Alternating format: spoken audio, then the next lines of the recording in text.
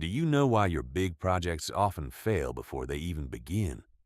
The moment you tell someone about a grand plan you're about to undertake, that's also the moment you begin to kill it. You thought you were seeking support? No. You just traded a cheap round of applause for extinguishing the only flame of action you had. Your brain is a master deceiver. Psychologists call it social reality. When praise is poured into your ears, your brain mistakenly believes you've already reached your goal.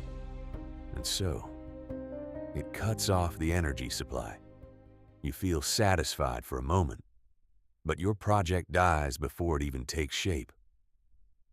We live in a world where noise is celebrated, where everyone wants to shout out their next million-dollar plan on social media.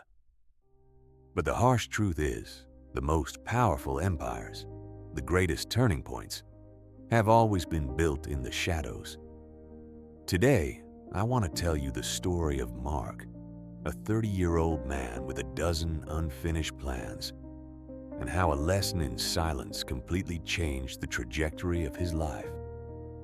Don't tell me your dreams yet, until you've heard this whole story. Let's get acquainted with Mark.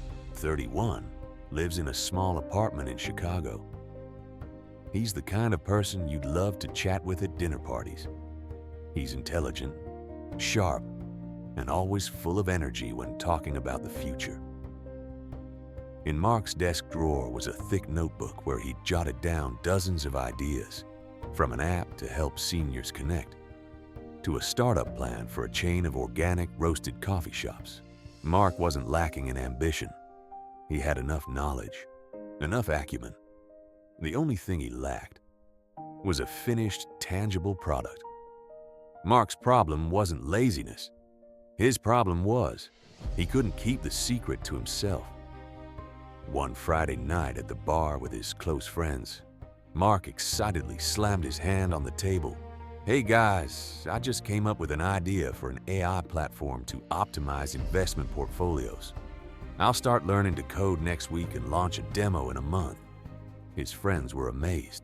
"That's fantastic, Mark. You've always been the brilliant mind of the team." They raised their glasses to Mark as if he'd just become a millionaire. That night, Mark went home in a state of extreme euphoria. He felt incredibly important.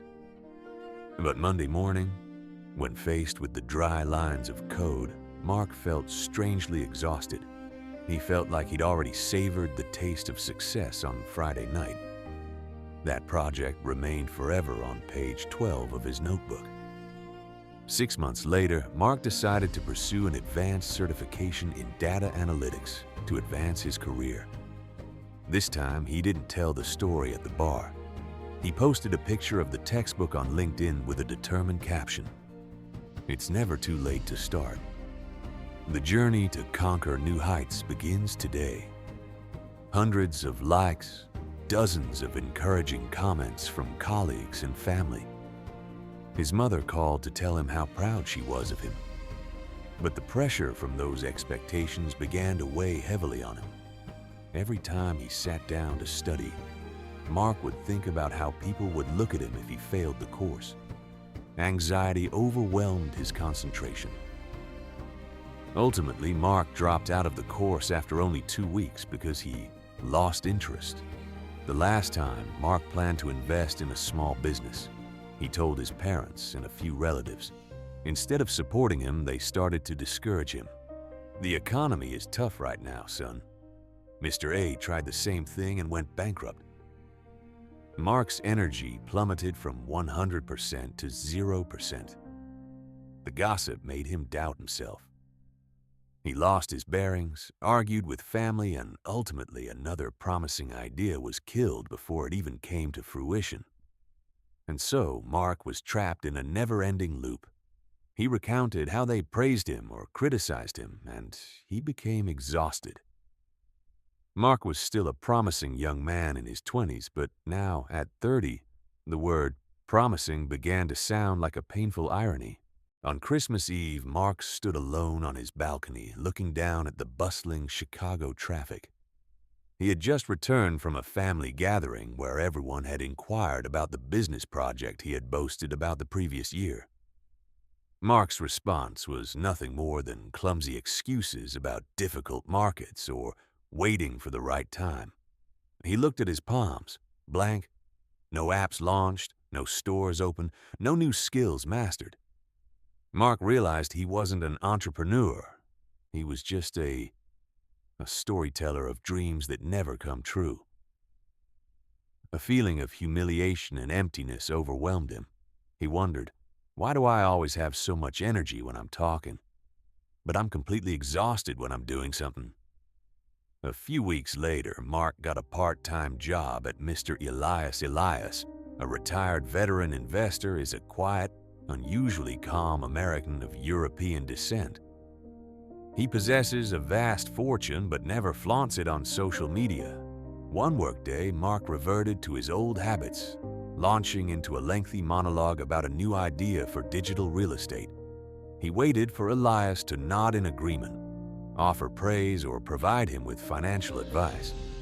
But Elias just stared at him in silence, a silence so long that Mark felt uneasy. Finally, Elias said softly, "Mark, do you know why I rarely talk about what I'm about to do? Because I don't want to waste my fuel blowing the horn." Elias led Mark to the back of his old workshop where there was a model of a classic steam locomotive. "Look at this boiler," Elias said, pointing to the large container. "For this train to move, steam must be accumulated inside a sealed space at extremely high pressure. That's your power source." Elias pulled the chain, a deafening ship's whistle blared, and a cloud of white steam billowed out. "See? Every time you tell someone about your plans, you're like opening a valve. The siren sounds loud, attracting everyone's attention, and you feel satisfied by the sound. But remember this, the amount of steam you use to blow the whistle is the same amount of steam that should have been used to propel the wheels forward. The more you blow your whistle, the more still your train becomes." Elias further explained it in a simple but incisive way. When you state your goal, your brain releases dopamine. It tricks you into thinking you've already accomplished it. You receive instant social recognition, social reality, without breaking a sweat. It's a kind of false success. And because the brain thinks it's done, it switches off survival mode. That's why you wake up the next morning and find your project no longer appealing. You've eaten the dessert before the main course. Mark stood speechless. He stared at the boiler. It turned out that all this time, he had been a terrible train driver, only concerned with pleasing the crowds with his loud whistle, while the engine inside had long since gone cold. Elias's words were like a cold shower on Mark's arrogance. He understood that to truly succeed, he had to learn how to. Concentration builds up in silence. Mark returned home and looked at his notebook, overflowing with unfinished projects. He picked up a black marker and crossed them all out, leaving only a single line: "Do it. Don't say anything." For the next 12 months, Mark seemed to disappear from his friend's radar. When someone asked, "What have you been up to lately?" Mark just smiled gently and replied, "Oh, I'm just focusing on handling some minor things at the company. Nothing special. No more bragging on LinkedIn. No more drinking parties boasting about $1 million future." Mark used that time to build up pressure. Every night he sat at his desk, facing the loneliness and technical challenges of his new project. When the pressure built up to the point of wanting to explode, instead of picking up the phone to talk to someone for immediate relief, he channeled all that pent-up energy into finishing the final lines of code. One Monday morning, Mark's friends and colleagues all received an announcement via email and tech news sites. A financial risk management platform for small businesses had officially launched, with over 50 corporate clients having signed up for the beta version.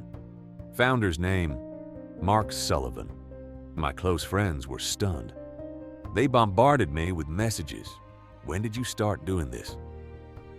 Why didn't you say anything? Mark simply smiled. He didn't need to explain. The brilliant results before him were the most eloquent statement. For the first time in his life, Mark felt a genuine kind of happiness. Not the fleeting joy of empty praise, but a profound pride in seeing his train actually start moving and surge forward. Mark's story isn't just about starting a business. It's a lesson about how we protect our own life energy. Remember this: dreams are like seeds. They need the darkness and stillness of the earth to sprout. If you keep digging it up every day just to show others how it's growing, that seed is sure to wither. This world is already too noisy. Everyone wants attention. Everyone wants to be celebrated before they even begin. But the people who truly make great things are the ones who know how to keep their boilers shut. They understand that. Compliments from others are a kind of sweet poison. They paralyze your fighting spirit. Don't let the train whistle fool you into thinking you're moving. Stay silent. Build up the pressure, and let your success speak for itself when it's truly ready. If you have a big plan in mind right now, I have some advice for you. Don't tell anyone. Keep it to yourself. Work hard in the shadows, and let your results amaze the world. Success is not for the ostentatious crowd. It belongs to those who dare to stand alone in the shadows, to hone their skills. If you've watched this far, and I know you don't belong with the noisy crowd out there, you're an enforcer. You're someone who chooses to build up pressure instead of blowing the whistle. Don't just leave. Press the button subscribe. Turn on notifications to join the community of silent builders. Here, we don't talk about what we will do. We provide the mindset and tools for you to actually get it done. Don't tell the world you're changing. Let your change begin by connecting with like-minded people. Leave a comment. Building in silence is a declaration of war against its old self. We'll meet again on the next project. Keep your pressure under control.